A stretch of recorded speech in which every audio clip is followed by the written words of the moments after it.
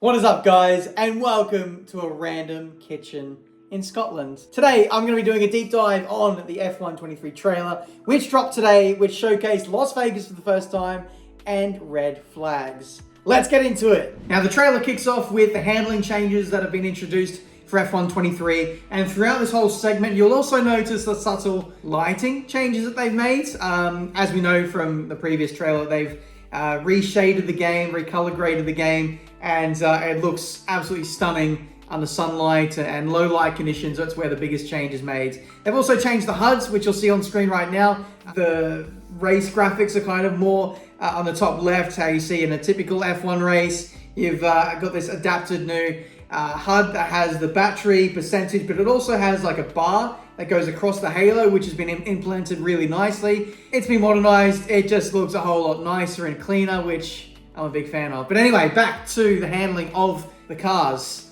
The big change has been the torque delivery in the engine to be more progressive, as opposed to F1 22, where it was really snappy, particularly in lower gears when you'd upshift at an inopportune moment. Now you have more grip, you have more traction, so you can push more confidently. One particular change where they've really emphasized the change in lighting is this shot at Singapore, where you've got the floodlights above just kind of collecting like a light cloud or a haze above it. That's something I've never seen on previous games. So that is really nice to see. It's particularly in low light conditions where we see the biggest changes with this year's game. Improvements have also been made to the floor with the interaction between the floor and curbs, so it can be more true to life. They didn't specify whether that would be easier or harder on players. It might be harder.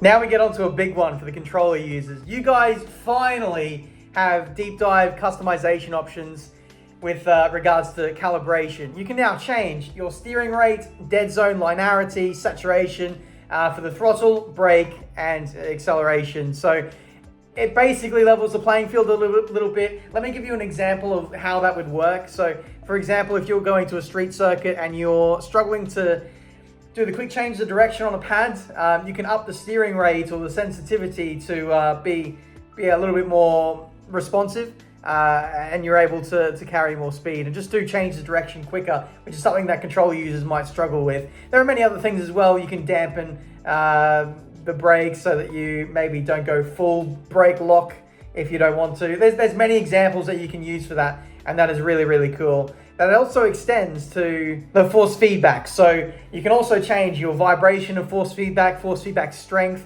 the on-track effects that you feel through the controller, rumble strip effects, off-track effects, wheel damper, maximum wheel rotation for the F1 and F2 cars, and also the rotation for supercars if you choose to do so. That menu is right there. So that confirms that there are supercars still in F1 23. Honestly, that feature is huge. You're finally going to be able to have the customization you need to really take it to the wheel users. So more power to your controller users.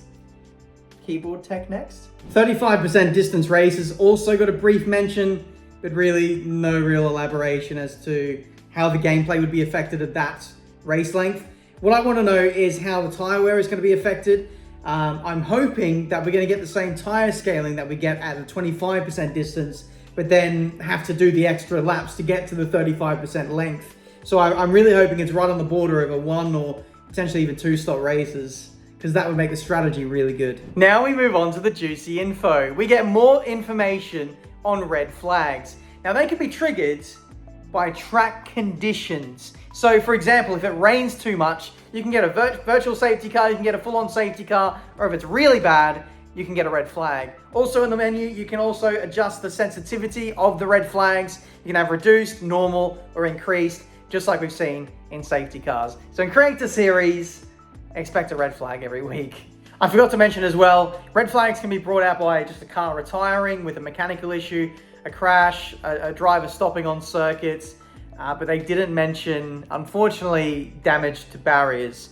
That's probably a licensing thing, but hopefully that's a thing that can be introduced in the future, because usually the main cause for a red flag is to repair a barrier. It would just be too unsafe to race without it. So we're getting red flags back. It's progress, but in future for a next gen F1 game, hopefully we can get that added level of damage to not only the cars, but barriers and other surfaces as well. Now to the crux of the video. How do these red flags work? Well, you need something to happen. You either need the weather to occur, someone to stop on track. Once that does happen, you'll see a pop-up at the top of the screen, just like you see for a VSC or a safety car. The graphic will say, red flag, race suspended, cars to line up in the pit lane. There'll be a countdown also on that graphic. It'll say, do not exceed delta pace and strictly no overtaking. The cars will return to the pit lane, and then you'll be presented with like a race strategy option, just like you are at the start. However, you're unable to change setup or fuel load, I believe. What you can do is you can change tires. You can keep the tires you're on, of course, or you can change to a completely different strategy and get yourself to the end. This is a game changer, one of which I'm very excited to see. And one thing also as well, which goes without saying, you can also repair some damage. Now, if it's too bad or too severe, I'm thinking like floor damage, not fixable. But if it's front wing, definitely. Rear wing, you may have enough time to fix that in real life.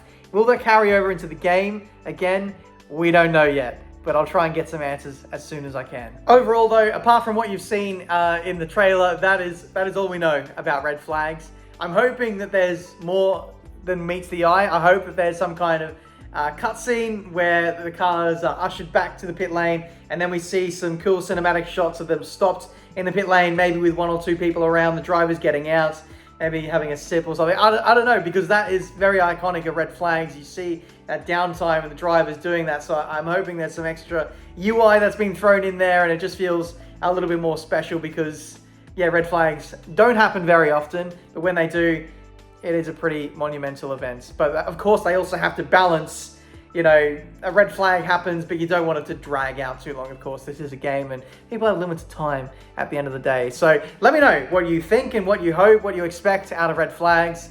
I'm just excited to see how they perform in action. And finally, we see some gameplay of Las Vegas at night. It looks absolutely stunning. There's attention to detail, the sheer amount of buildings and lights and everything going on in the background is, well, awfully distracting. I imagine there's going to be a ton of crashes day one, launch day of F1 23.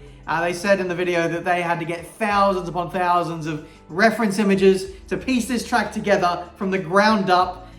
It sounds like a monumental project, probably at least a year's worth of man hours on that, I'd have to say. Losail looks like it was possibly a little bit easier, given that it's a dedicated racing circuit and they're able to go around and detail and take their time, and the track is already physically made, whereas Vegas, it's not, the barriers aren't up, like nothing's up, so there's going to be some inaccuracies there, I imagine, but the circuit itself looks absolutely stunning. I can't wait to bring you guys some more of that. Speaking of, there actually is going to be some gameplay from us, not next week, but I think the week after on Thursday. So look forward to that. There's also going to be a deep dive on Breaking Point and some of the more features revolving around that. So look forward to that. Make sure you leave a like and subscribe. But I'm very excited about F1 23. Visually, it looks like it's going to be very different.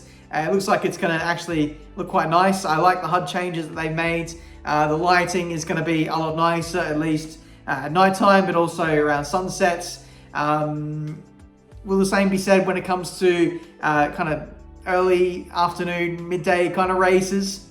We'll see. But for now, at least, I'm liking the updates to the game. Hopefully, much less glitches, and we can have a much better gameplay experience. Coupled with the improvements to the handling, I'm very much looking forward to a more predictable, a more stable car that you can just yeet over curbs and other drivers and AI and all sorts, with red flags to boot as well. Let me know what you guys thought of the trailer. A little bit more detail. Still a few more questions left to be answered that I'd like to know about when it comes to red flags and a few of the more finer details, but we'll find that out in due course. Thanks so much for watching. Leave a like, subscribe, and I'll see you guys next week for more F1 23 news.